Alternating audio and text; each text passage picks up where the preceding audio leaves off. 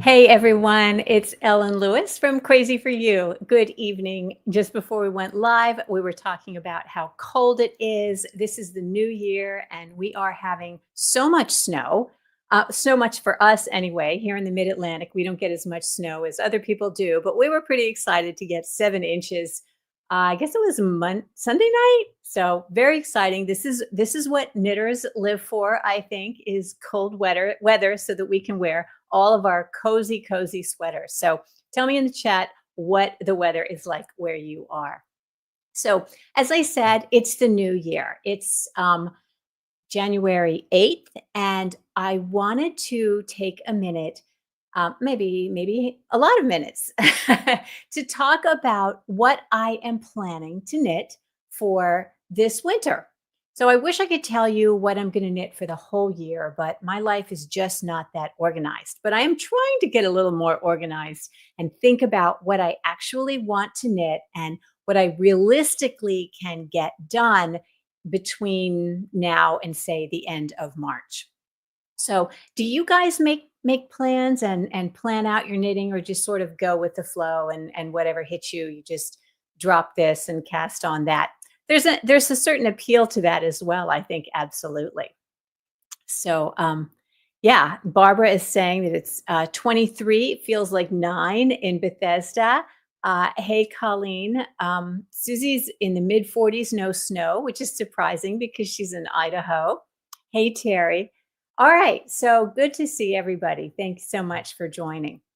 And if you are watching this later, as I know a lot of people don't catch this live, please feel free to join in the conversation. I love to hear your comments, and I love to hear what you think about whatever we're talking about. So very cool.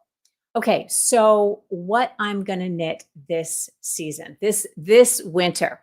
And I can tell you there's a couple, because one of them I've already started, and it is Winterton by Quail Studio. Let me show you real quick what that looks like. So this is Winterton, and it's just lovely. We had this at the shop during the trunk show, and it was absolutely lovely. What do I love about it? It's super easy. There's no shaping. It has a beautiful fit. It's kind of dramatic. I love a big, oversized, sort of dramatic kind of sweater. I mean, obviously, I'm wearing a huge, oversized, dramatic kind of sweater, but this one is especially pretty, and it uses two yarns together. It is the two of the new mode yarns. The one is Merino Soft, and the other one is Alpaca Haze. So there's a lot of kind of neutral colors in there to play with. And just for fun, I swatched a whole bunch of them, and I want to share with you what that looks like. I will give you a sneak preview, just to say that I have already started this. I was foolishly thinking when I looked at it that it was stockinette with ribbing trim. I think I even said that in the newsletter. Come to find out, it is not, in fact, stockinette. It is ribbing. And may I just say, it is 187 stitches worth of ribbing for the back, which takes quite a bit of time for every row. But it is easy, and the yarn is beautiful, and I'm on size 10 needles, so that's not too bad.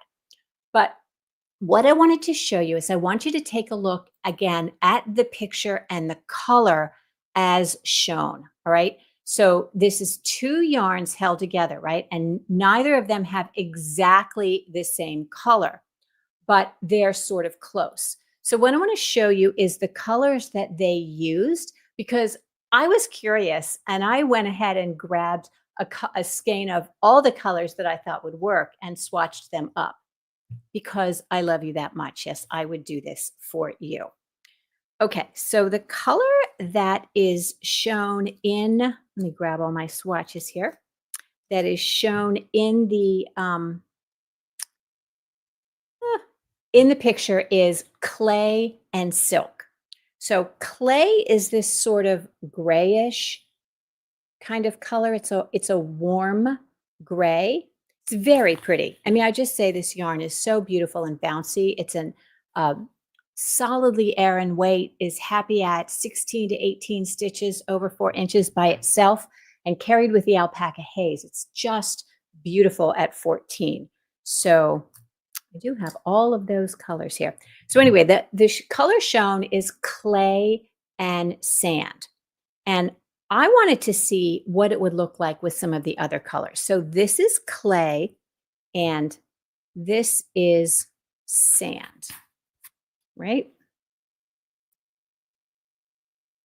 So you can see that the two colors, they're not really exact, but they're pretty close. And you can see that it makes a really nice fabric. So I thought, what if we took clay and we worked it with this sort of gray that we have called silver. So clay and silver, I thought would be really, really pretty, right? So what clay and silver end up looking like is this.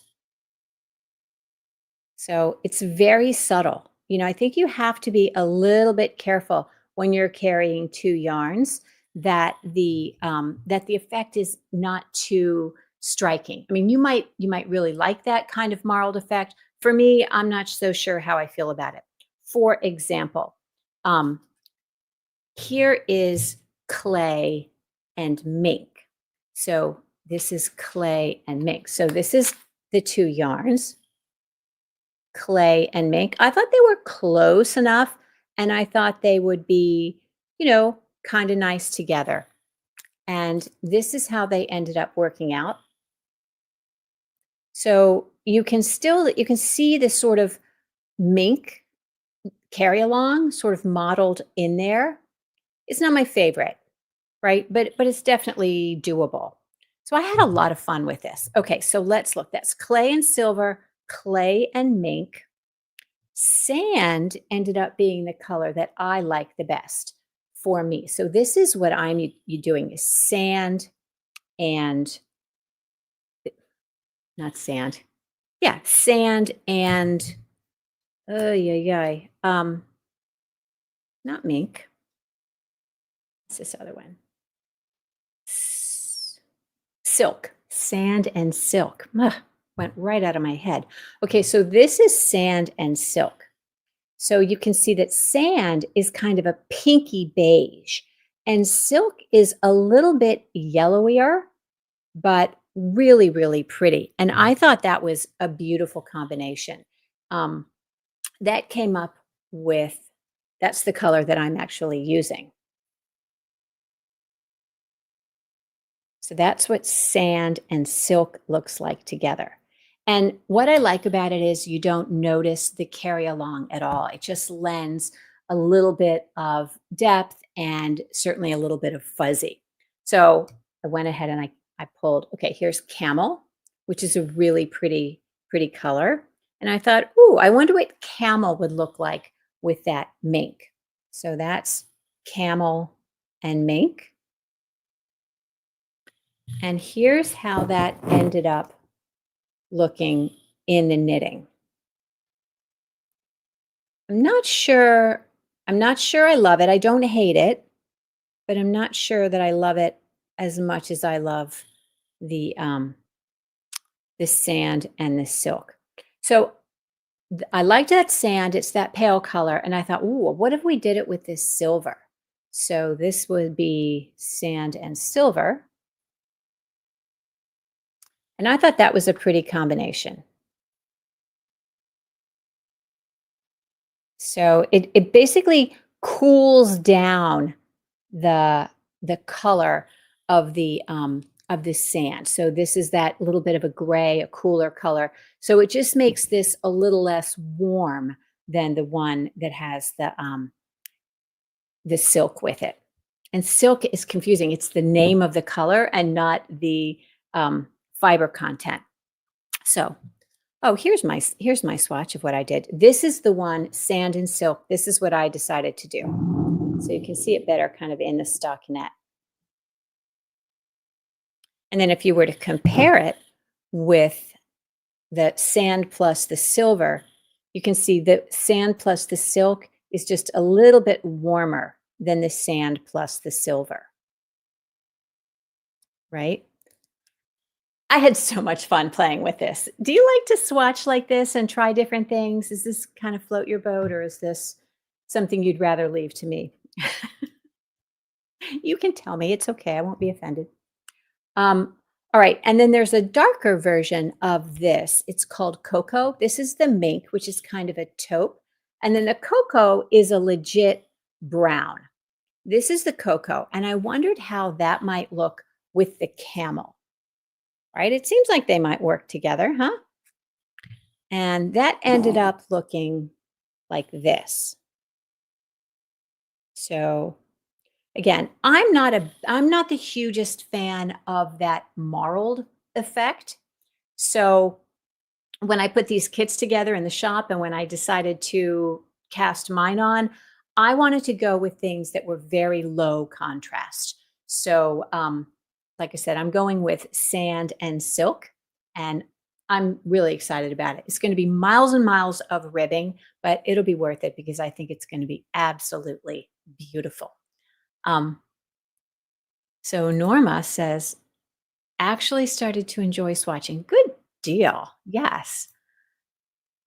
Yes, sand and silk. That's what I like. I like also the sand and the silver, but it is what it is. And everybody's different. And some people really like this kind of a bold marl. It's just not my taste. So that is what's on my needles right now that I have committed to knitting. And I'd love to get it knitted before we go to Vogue Knitting Live. I don't think that'll happen, but I'm going to work like the devil to get it done. So we will see. Wish me luck. So that's the easy one. Easy peasy on 14 needles. So we'll just see.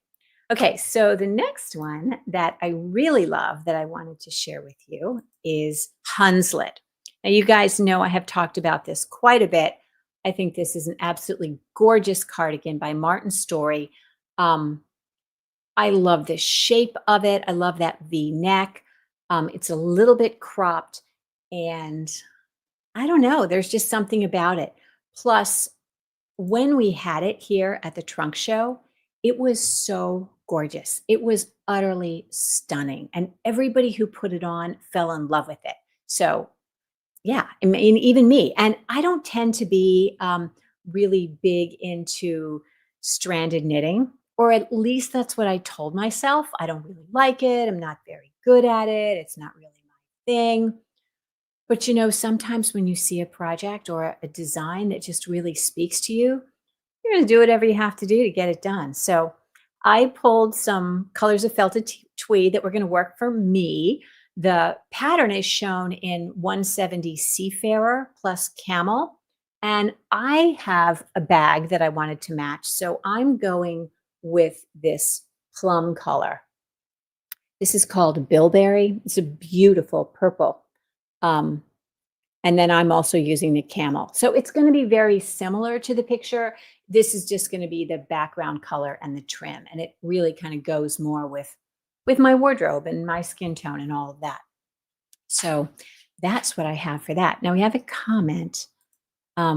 Was just reading how swatching doesn't have to be a chore. It can be fun to connect with your fabric, like your version of color play. Yes, absolutely. I always talk about swatching as being like on a date. You're getting to know the other person. You're figuring out what they're like. Do you like this person? Can you not stand being with this person for another 5 minutes? It's the same with your yarn. If you don't swatch it and decide, okay, can I actually do this color work? Do I hate this color work? You might not want to cast on all, however many hundreds of stitches or scores of stitches before you get cast on. So I did swatch for Hunslett, and that was fun because, as I said, I haven't done any color work in probably more than 15 years, right? I did a Cape Facet jacket for my mother, and that was the last color work that I have done in terms of stranded knitting, really. I think that's right. I'd have to go back and look, but something about that just really put me off. But I did take a picture of the chart and I blew it up huge like that. And I went ahead and swatched. And you know what? I really liked it. I really had fun with this. So here is my swatch, all nice and blocked. The pattern, they said it comes from a Welsh blanket motif. Um, okay. I think it looks super modern, and I think that's part of what I like about it. I will tell you, for those of you who are color work purists or Fair Isle purists, this is not um, completely Fair Isle. It is stranded knitting, but it doesn't follow the rules of Fair Isle. You'll see that kind of right here. You've got a whole long stretch of that background color. And in true Fair Isle, you don't have more than 3 to 5 stitches in a run. But what I've done, and I learned this from Kay Fassett, is I'm kind of catching my floats and weaving them in pretty frequently. I didn't start that way. I was carrying the floats across the back, and then kind of as I got into the rhythm of it, I was sort of weaving it in, maybe not every stitch, but every 2 or 3 stitches, so that I didn't have long floats. And I think that gives the fabric a real nice elasticity. And then you don't have to worry so much about the puckering. So, as I got into it, I really kind of liked it. So I'm excited. I'm excited about this. Um, it's nice to have 2 different kinds of projects for me, something that's super easy, like this ribbed Winterton, which doesn't take any thinking at all, and something like this that requires a little more of my attention, something a little more meditative. So in the mornings, I like to knit in the mornings and just have some quiet time. So this is the kind of thing that I will do in my mornings. And I may not have it done on any kind of a time schedule. It might be something that I'll start at the end of January and sort of work on and maybe not finish until the end of March, which is okay because this is felted tweed and it's an extremely lightweight fabric. So I think this will be a beautiful spring sweater. Yeah, I'm excited about this. And the other thing that's nice is it comes in so many colors. So I was able to pull, just a new background color. You could easily do this in a burgundy and camel, or a dark green and camel, or whatever. You could change up this midsection. I had a woman after the trunk show purchase a dark blue and then a light blue for the inside, which I think is going to be stunning. So you can really make it your own, which is nice because felted tweed has, as I say, a gazillion colors in it. Okay, so those are 2 absolutely, positively dedicated, committed to my list projects. And the last one that I wanted to, well, this is not the last one. So I wanted to mention another thing that is on my list of stuff to do, and that is to address this. And this is my terrazzo sweater that I knit last year. It's gorgeous. It really is a beautiful sweater, but I went a little overboard on this turtleneck, and I'm not sure how I feel about this much turtleneck. I think I'm going to have to wear it this week while it's really cold and see how I feel about it while it's really cold. But one of the things I've been thinking about doing is taking this collar off and switching it to a split neck, which is what I had done for this version of terrazzo. And I shared this in the video that I did about all the sweaters I knit last year. So I've been thinking about that. So that's a maybe if I find that even at 20 degrees or 20 below or whatever, I'm not happy with this turtleneck right up around my neck, that's something that I'll probably take out. It's not itchy or anything, but I am worried about it being too warm or just being a little too extra. I mean, extra is okay, but maybe not that much extra. Okay, so that's kind of a project on the back burner. It doesn't really get as much love because it's not something new that I'm going to be starting. But okay, so the last thing I wanted to talk about is I want to do a V-neck set-in sleeve pullover. And I want to do this because in my membership site, Club Crazy for You, we are going to be doing a V-neck set-in sleeve pullover. Do you know how hard it is to find a good-looking V-neck set-in sleeve pullover or a V-neck set-in sleeve pullover at all? I'm not sure what the deal is, but they're very hard to find. Trust me when I tell you this. I have looked so long and hard. I did find a couple, and I'll share with you what I have in mind. So the first one is this one, which is an Amy Herzog. I love her stuff. This is just plain and simple. It's a little bit longer, kind of, I think it has an A-line shape. This was originally in her custom fit program, but now you can purchase it as just a regular pattern and you can make it A-line or straight or whatever you want to do. The reason I like this one is, again, it has a set-in sleeve, and I like this little extra detail. It's not a ribbing, but a broken rib, and it has this beautiful mitered neckline, which is something that I want to share and teach in the club class. And while I was looking today, I saw this one, which I thought was really pretty. I say that's a free pattern. I'm not sure if it's a free pattern. Um, anyway, I think this is a really pretty, very simple V-neck sweater. It's by Martin Story. This is just your classic V-neck sweater. When you think of V-neck sweater, this is exactly what you think. So this is what I have in mind. And if you are in the club and you are watching and this appeals to you, or you have a thought on one over the other, I would be anxious to hear that. So both of those are nice. I think I'm leaning a little more toward neat because it's designed at a gauge of 20 stitches over 4 inches versus the other one, which is at a gauge of 24, which is going to be, yes, a little bit lighter and drapier, but it's going to take a lot longer to knit.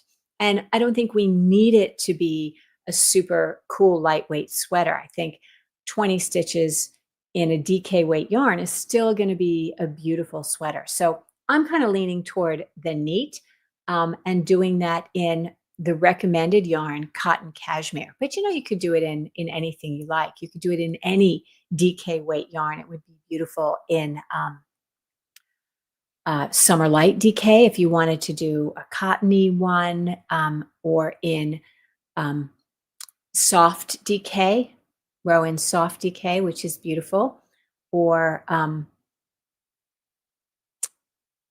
Alpaca soft DK. That's the one I'm trying to think of. Boy, my brain is just not working today. I'm so sorry.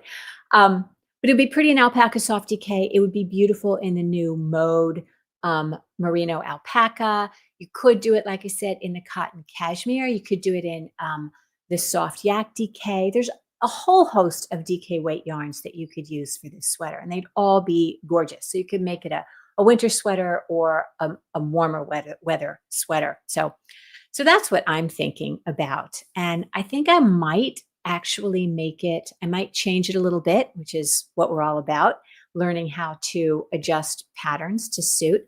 I might make it a 3/4 sleeve, and I might crop it just the tiniest bit. Not really cropped, but not so long. I typically go 13, 14 inches from armhole to hem, or I have been going that much. But I realized when I did this petite knit sweater that I actually like things maybe a little bit shorter now that pants are up to my high waist. So that's what I'm thinking I might do. And I'm thinking I will probably use Alpaca Soft DK for this.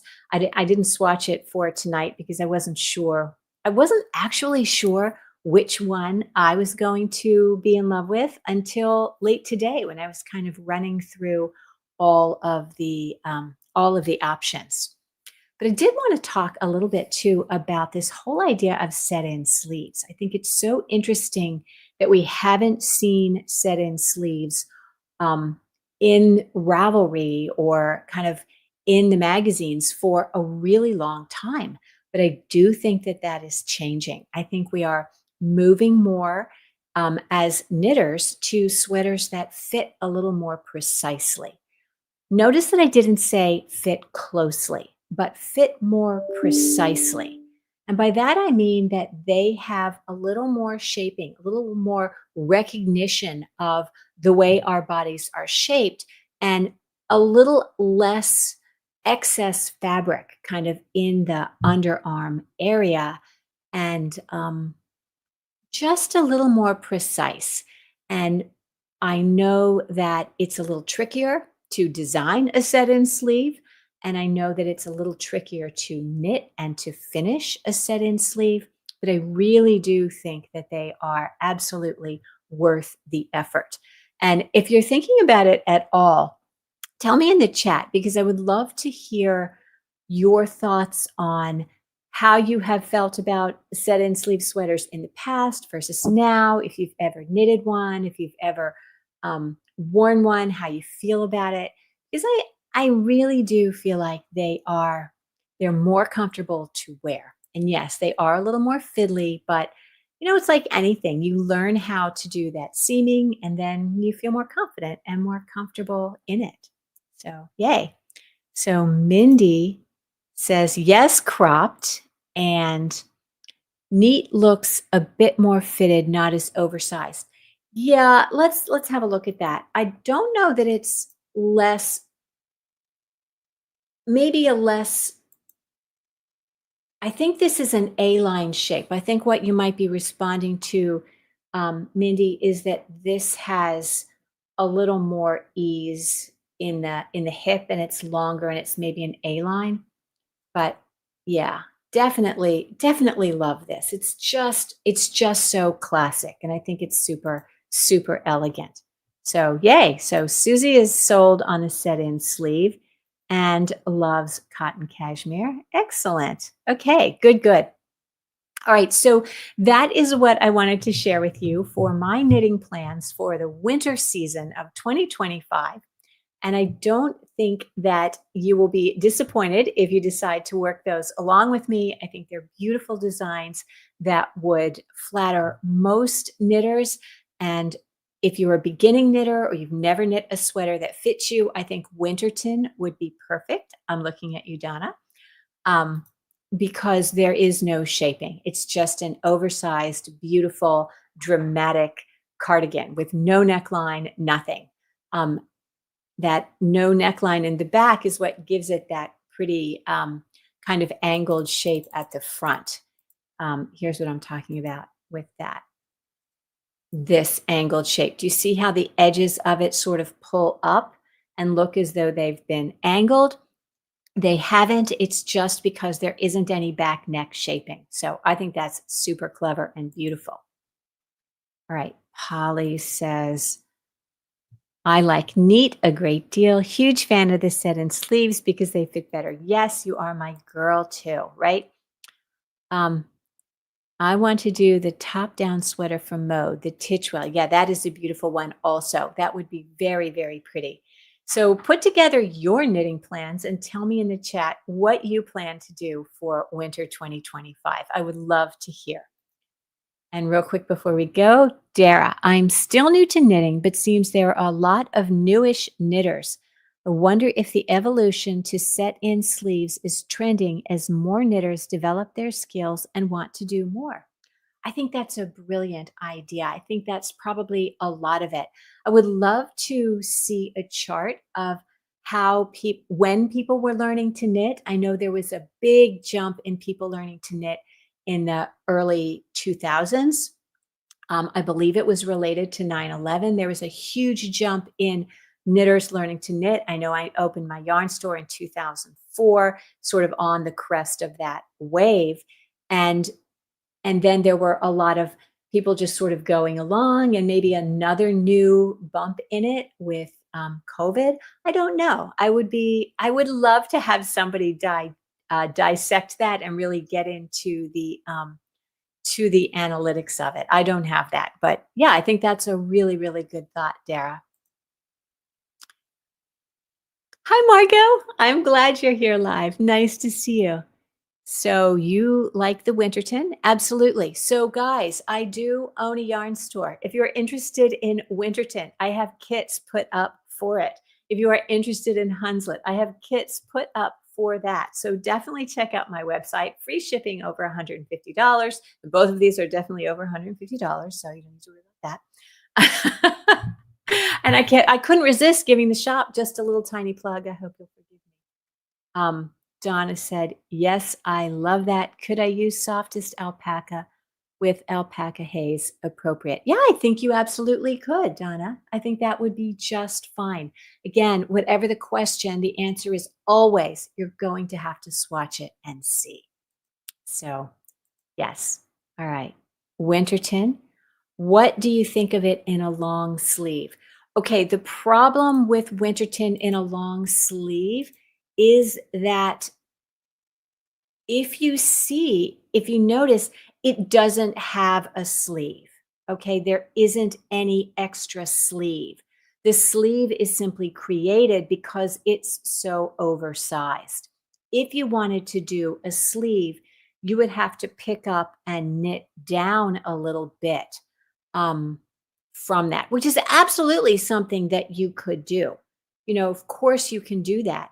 You would have to just kind of calculate how long you want it to be and how much you'd have to increase and all of those kinds of things. And I don't know where you are kind of in your abilities on that, but it's absolutely something that you could do. It would just be at that point a drop shouldered cardigan, and you could totally do that for sure.